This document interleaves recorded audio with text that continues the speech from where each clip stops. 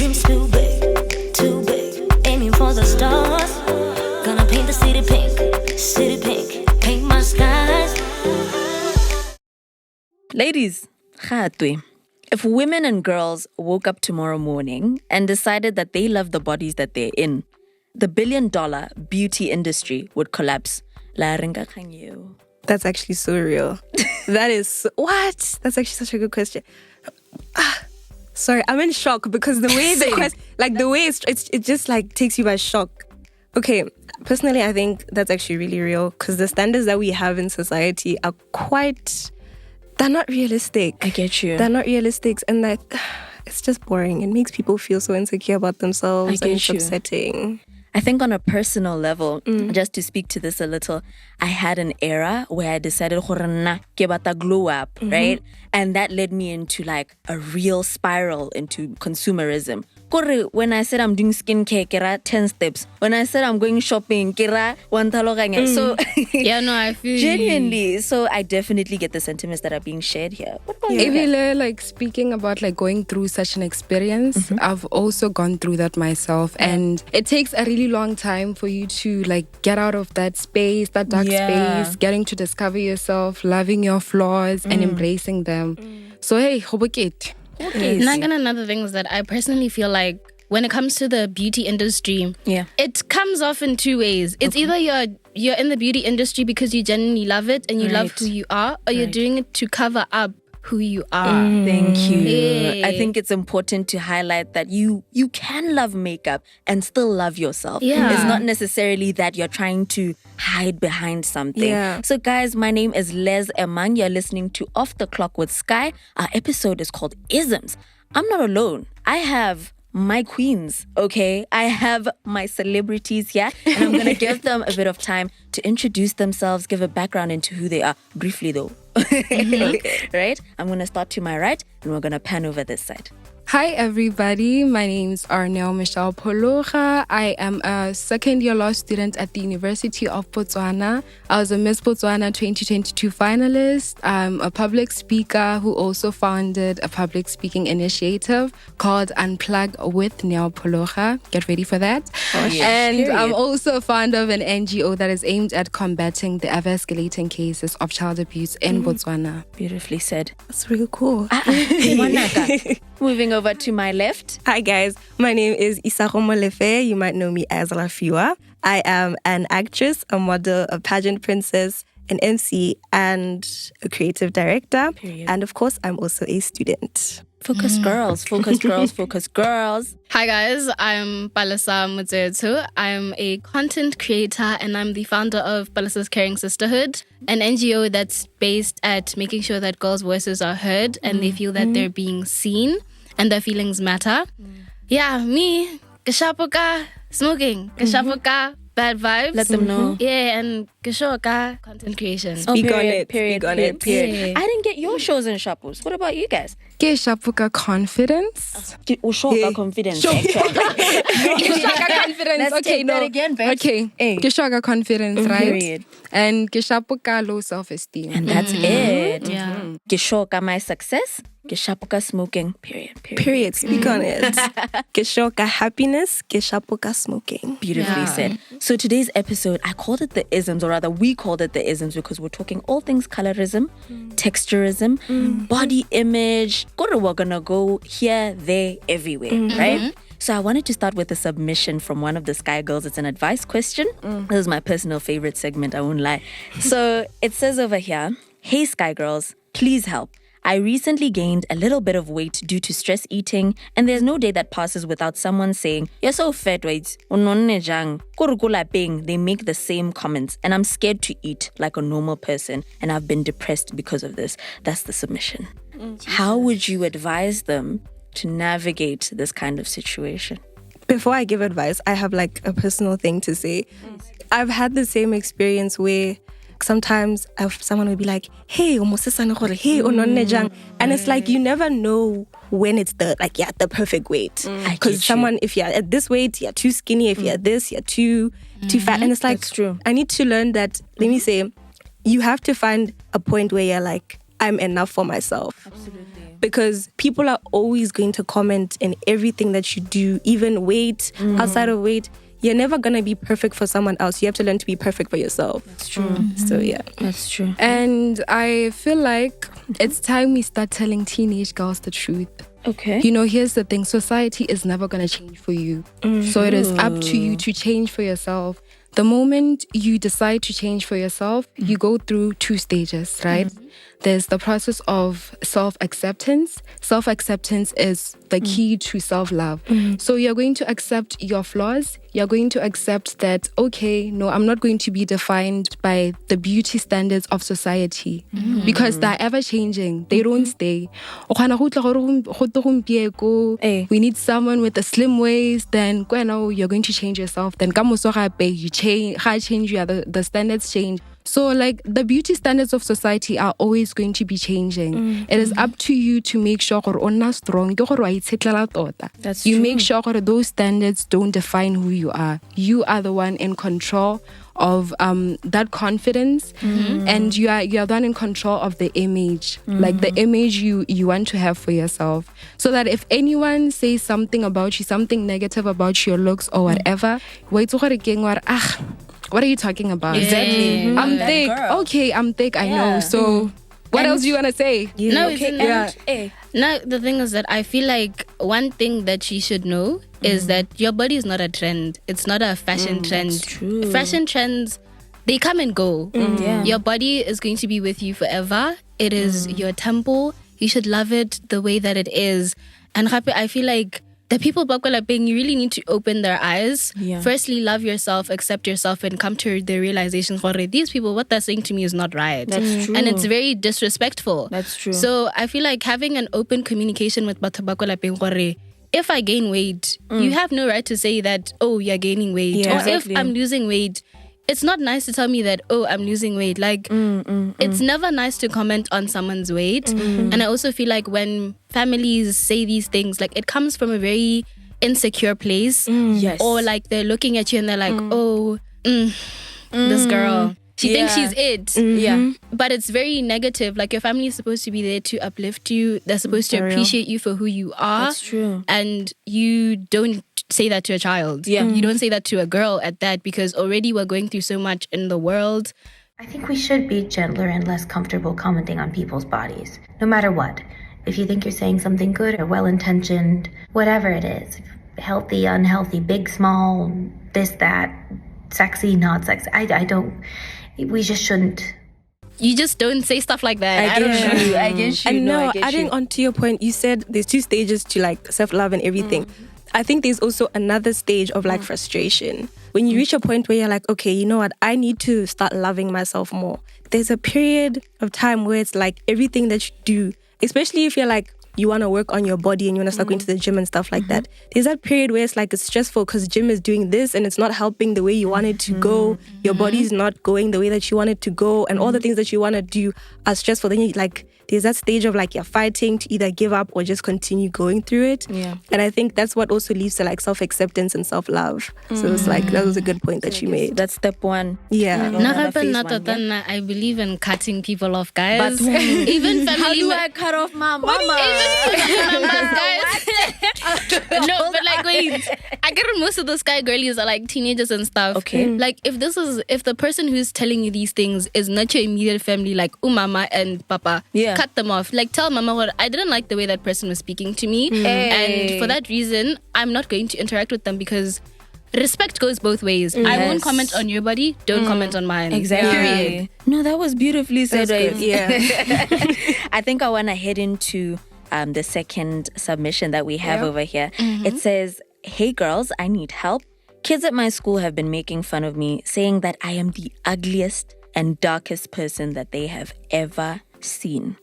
They refer to me as Lekhala la Terena, basimane le bone bare they don't want to date dark-skinned girls. They laugh and make jokes. They've even made TikToks dissing me about it. I'm defeated. I'm trying to ignore it and focus on my studies, but it hurts. It's annoying and it's disheartening. I'm even thinking about bleaching my skin. Huitasa some cream to lighten up my face. How does everyone else deal with this? Bruh. Oh my God. There's so many things that I've identified in this one statement. Firstly, the boys. Not wanting to date dark-skinned people. A conversation I was having off air, we were talking about kanya preferences. Sometimes your preferences are informed by biases that you haven't realized. Do you hate your own dark skin? Therefore, you begin to hate on darker-skinned women? Yeah. Where is the problem? Is it deeper than that? You know what's what I funny? mean? Dark-skinned guys are normally the guys that say that they don't like dark-skinned women. That's is exactly so the point true. I'm trying to make, to say my there's God. some deep irony in that. Go through some soul searching, my brother. Don't seal me, my brother. It really irritates me because this is a submission that's going into our next magazine release. So like the fact that this is someone's reality. Hey, we're talking the ugliest person they've ever seen. How do they tackle that statement? Well, now what I would like to tell that lady, ke gore you should not allow your environment to define who you are. Beautiful. The moment you wake up in the morning, the moment you stand up and look at yourself in the mirror, you should see pure perfection, right? And ask yourself this question: how dare I? How dare I allow those people at school to define who I am? Beautiful. How dare I allow those boys to bring me down? How dare they, in fact? Exactly. How can they do that? That's my chair. So how dare they? Afterwards, how dare they? Tell yourself that I am the girl. Yeah. Half of black is trending, guys. Yeah, like it very much melanin. so. It will always trend. Yeah. So they should basically what I'm trying to say is that they shouldn't allow that environment to define who they are. People are always gonna talk.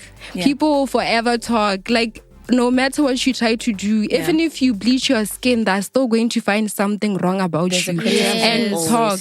Yeah. So it's all dependent upon you at this point. Yeah. Stay strong. Look at yourself. Naga keep banana, guys. Ke bana like this gorgeous lady. It's As all you should. true. As you should. Ke bana motho runway, please. I see a whole Miss World here, Exactly. ma'am. Yes, queen, slay. Exactly. So just don't allow your environment to define who you are. Yeah. Now how I feel about this situation, it's so deep because there was a point in time like where I would look at light-skinned girls, like lighter-skinned girls than my shade, and I'll be like, damn, that girl is really, really pretty. And I'm like, and I'd look at myself and I'll be like, yeah, nah.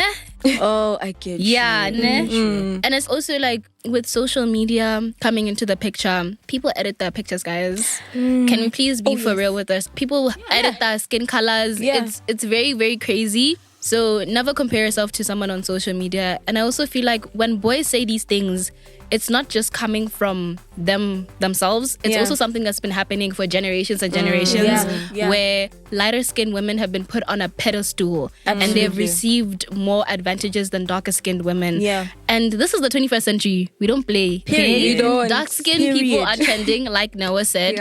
And literally, you should be embracing your pigment. Have you seen dark skinned people in the sun? Listen, Like glowing? They'll be glowing. Can The you skin imagine? is popping. Can you imagine? No, I get you. I wanted us to explore what you mentioned earlier, Kanya, previous influences. Like we are having a chat off air about how when you watch a music video and you look at video vixens, and that's your personification of beautiful for many of us who grew up consuming this kind of media, and you look at them and you see a light-skinned baddie, you see a mixed baddie, you even in movies they're casting, it'll be something about racism. Let's say that it was a movie, was it Harriet Tubman, who's the dark-skinned woman in real life, and you find more as they're casting, you end up with a lighter-skinned woman. You're Yeah, taking I know. away this person's story, essentially. I also feel like in the movie industry, especially like American and stuff, every single time they look for a black actress, there's a very small selection, but there's so many black actresses out there. It's like, I'm not gonna name drop her, but if you watch Disney, you will know. Oh my God. She is everywhere. Oh no, she didn't. They pick the I want to see lightest. someone else. They pick the lightest version of black people. They pick the lightest version of black. I want to see someone that looks like me. Representation That's so matters. real. That's what I Yay. wanted to highlight as well. I'm glad you mentioned that. Hashtag And Little one Mermaid. thing that I've been loving recently is how I don't know if you noticed, but on TikTok, there are darker skinned women that are coming forth and they're calling out these brands. They're like, you send me PR. This is not my skin shade. And you know what I look like. And you know what I look like. And you're sending me PR. The pressure is on. It's real. Especially on social media. Yeah. Yo, guys, brands will get cancelled. And I'm As so they should. ready. Let's hold them accountable, honestly speaking. So yeah, I mean, let's look at it from your experiences in the industry. What have you guys observed? In light of everything that we've spoken about, the experiences, the expectations that you're held to, what have you observed in the space? First of all, it's not easy, guys. Right. It's not easy. It is not easy. Because I remember there was this other time I went for the Forbes under 30 model thing, like the first time it came in Botswana. Yeah. So like when you get there, like they measure your height. You're supposed to be 1.74 going up, right? And I was 1.73.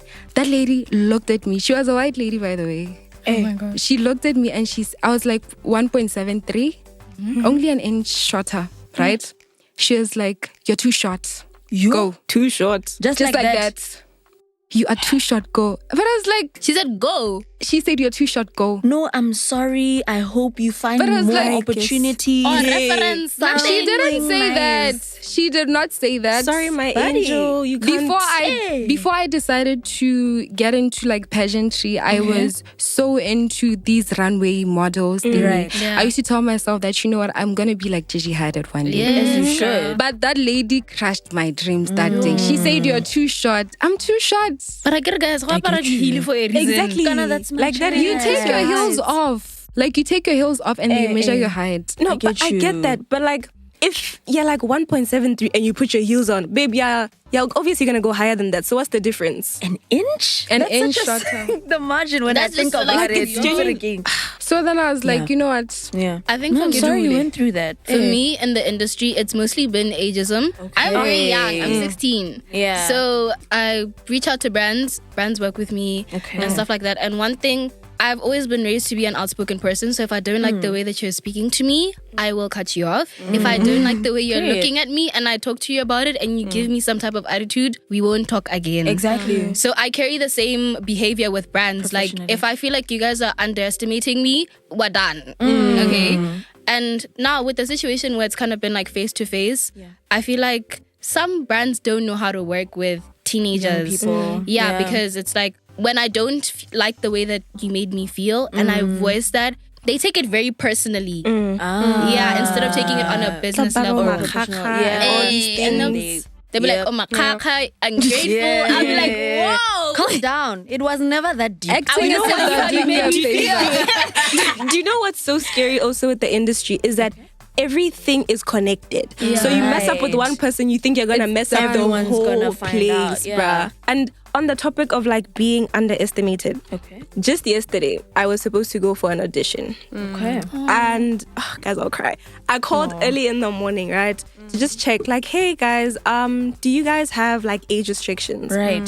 They're like, yeah, you have to be 18 and above. I'm like, okay, I guess I won't come. Guys, I was so prepared. Like the whole week I was looking forward. And the thing is, they hadn't put it anywhere on social media about age restrictions. Obviously, if they had put it, I wouldn't have been so down bad. I get But I you. called like an hour before. And they're like, yeah, you have to be 18 and above. I'm like, come on. So I'm like, mentally you had already prepared for it. I was so prepared. And then one of my friends called me and she's like, you know what, just come for the audition and see what happens. So I went. But as much as I was going and doing the audition, the only thing that was running through my mind was the fact that the guy said, as much as even if you come for the audition, your age is still going to be a factor that might take you down. I get you. So I was like, damn. I think when it comes to your point, I'm thinking about the issue of ageism in Botswana. Like, we're very conservative. When you're a child, you're a child. Okay? They don't care. You could be 21. If you're the youngest in the office, you are an intern. I don't even know how to put it into words. But I think it's important to put yourself out there. The friend that urged you to go anyway, that's your homie. Because they're saying, try. Give them something to look at other than your age. And you're talented. They could just, they can't see me. They could just call you. I'm sorry. I've been forgetting the whole weekend. You've been listening to Off the Clock with Sky. My name is Les Amang. Today I was joined by Palesa Motsewetsho, Isago Molefe, Neo Phologa. We had a lovely conversation. Everyone say bye, Sky Family. Bye, Sky Family. Dreams too big, aiming for the stars.